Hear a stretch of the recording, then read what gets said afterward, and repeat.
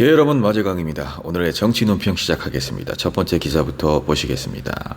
이재명 단결만이 답이다. 친명, 친문 구분이 저들의 전략이다. 이재명 더불어민주당 대표, 친명이냐 친문이냐 우리를 구분짓는 행위 자체가 저들의 전략이다. 당의 단결을 촉구했습니다. 오직 단결하고 하나된 힘으로 주어진 책무를 감당을 해야 된다. 가용 가능한 자원을 모두 모아 총력을 다해야 한다. 친명, 비명을 나누는 것은 소명을 외면하는 죄악이다. 지금 이 순간도 꼼꼼하게 우리 사이의 빈틈을 파고드는 이관계를 경계한다. 총력을 다해 단결하고 민생을 위협하는 정권에 제동을 걸겠다. 공천 절차가 본격화하면서 민주당 내 친명계, 비명계의 대립으로 인한 갈등 가능성을 차단하기 위한 주문으로 풀이가 된다라는 거죠.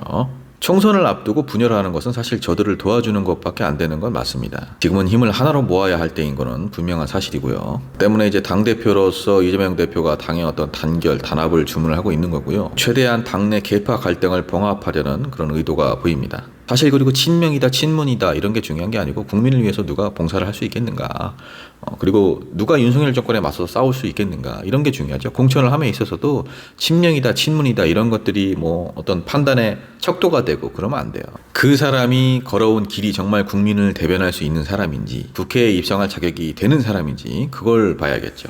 자, 다음 기사입니다. 윤석열 대통령 군 장병 헌신에 합당한 예우, 정부의 최우선 책무. 윤석열 대통령 설날을 맞아서 국가 방위에 헌신하는 국군 장병들에게 새해 감사와 격려 인사를 전했습니다.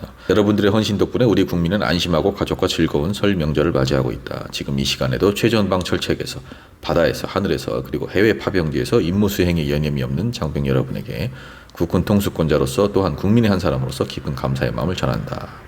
지금은 비록 사랑하는 이들과 함께하지 못하지만 여러분들이 지금 그 자리에 있기에 여러분들의 가족과 국민 모두가 즐겁게 명절을 보낼 수 있다는데 보람과 자부심을 가져주길 바란다.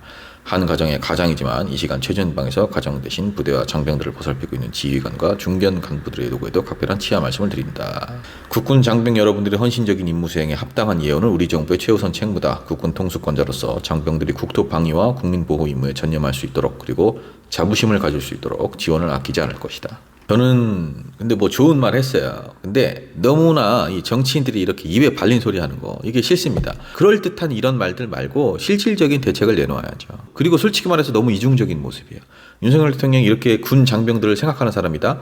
그러면 최수근 상병 외압 의혹은 어떻게 할 겁니까? 본인이 정말 관련이 없다면 명명백백 밝히라고 특별 지시라도 내리든지 해야지. 제대로 된 안전장치도 없이 수색을 하다가 물에 떠내려가서 우리 국군 장병이 억울하게 목숨을 잃었는데, 외압이 있었다는 여러 정황들이 더군다나 하나둘씩 나오고 있는데 거기에 대해서는 나몰라라 하고, 북한을 계속 자극을 하고 러시아와 중국을 이념으로 보고 적대시해서 한반도를 계속해서 전쟁의 소용돌이로 조금씩 끌고 가고 있으면서 우리 국군 장병 어머니들이 얼마나 노심초사하시겠습니까? 거기가 전쟁이라도 날까봐 지금 아주 전전긍긍하고 계실 수 있어요. 북한에서 연일 미사일을 쏘고 무력으로 뭐 통일을 하겠다는 어쩌느니 하는데 거기에 대해서는 불쏘시개로 쑤셔놓고선 아무런 대책이 없습니다. 수습도 없습니다. 그냥 2년만 계속 주입을 하는 거예요. 그래놓고선 국군 장병들을 위해서 지원을 아끼지 않겠다. 대체 윤석열 대통령이 말하는 지원은 어떤 지원입니까? 자, 다음 기사입니다. 당정관계 수직적 55%, 수평적 32%.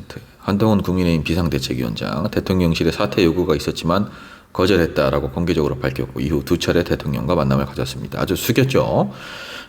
대통령실과 여당 사이의 당정관계를 어떻게 평가하는지 물어보니 대체로 수직적인 관계라고 본다라는 응답이 55%, 수평적 관계라고 본다라는 의견은 32%라는 건데요. 대통령실과 국민의힘이 수평적인 관계다라고 생각하는 분들이 32%나 된다고요? 저는 이게 더 의아한데요. 이준석, 안철수, 나경원, 홍준표, 유승민, 죄다 이분들 어떻게 됐습니까? 국민의힘 정치인들. 대통령에게 쓴소리를 하거나 온전히 협조하지 않았다는 이유로 이들이 어떻게 됐습니까? 김기현 전 대표는 또 어떻게 됐습니까? 한동훈 비대위원장, 김건희 여사 명품백 관련해서 한마디 했다가 어떻게 됐습니까? 비대위원들, 김건희 여사 명품백 관련해서 사과하면 된다. 이 정도 말을 한 건데도 어느 순간 갑자기 그 말이 쏙 들어가고 태도를 다 바꾸기 시작했죠. 여러분들, 협박이라는 게 꼭 내가 너를 죽일 것이다, 가만두지 않을 것이다, 이렇게 직접적으로 얘기를 해야만 협박이 아닙니다. 대통령실의 정치적인 협박 정말 없었을까요? 그동안 보여준 모습만 봐도 당정관계가 수평적일 수가 없습니다. 여러분, 이 정도로 당에 깊게 개입을 하고 의회를 장악을 하려고 하는 대통령 정말 보기 드뭅니다. 지금의 국민의힘은 윤석열 대통령 사당입니다. 자, 마지막 기사 보시겠습니다. 개혁신당으로 합당, 이낙연, 이준석 공동대표. 양당 기득권 정치 타파라는 같은 목표를 가지고도 막상 통합엔 난항을 겪어왔는데 결국 총선을 2달여 앞두고 합당을 공식 선언을 했다. 드디어 저희 세 개 정당과 한 개 그룹이 합의를 보게 돼서 국민 여러분들께 이렇게 풍성한 선물을 드리게 됐다. 이낙연 대표가 이끄는 새로운 미래, 이원욱 조응천 의원의 원칙과 상식, 금태섭 공동대표의 새로운 선택, 이준석 대표가 이끄는 개혁신당으로 이름을 합친다. 이낙연, 이준석 공동대표 체제, 각 세력에서 지도부인 최고위원을 추천하고 공동선대위원장은 이낙연 대표가 맡는다라는 겁니다. 제3지대 세력은 이번 주부터 합당을 전제로 본격 논의를 시작을 했지만 어떤 이름을 합칠지를 놓고 막판까지 진동을 겪었는데 결국에는 이제 이낙연 대표가 한 수 접었다는 거죠. 이낙연 대표는 당명 줄다리기로 설 연휴를 보내면 신당 전체가 가라앉을 수 있다고 판단을 했다. 지지자들의 이해와 수용을 호소했고 이준석 대표 역시 이낙연 전 총리님의 큰 결단으로 많은 쟁점이 해소됐다라고 화답을 했습니다. 이낙연, 이준석 신당 그 외 세력들을 결국 이제 개혁신당이라는 이름으로 이제 하나로 합쳤어요.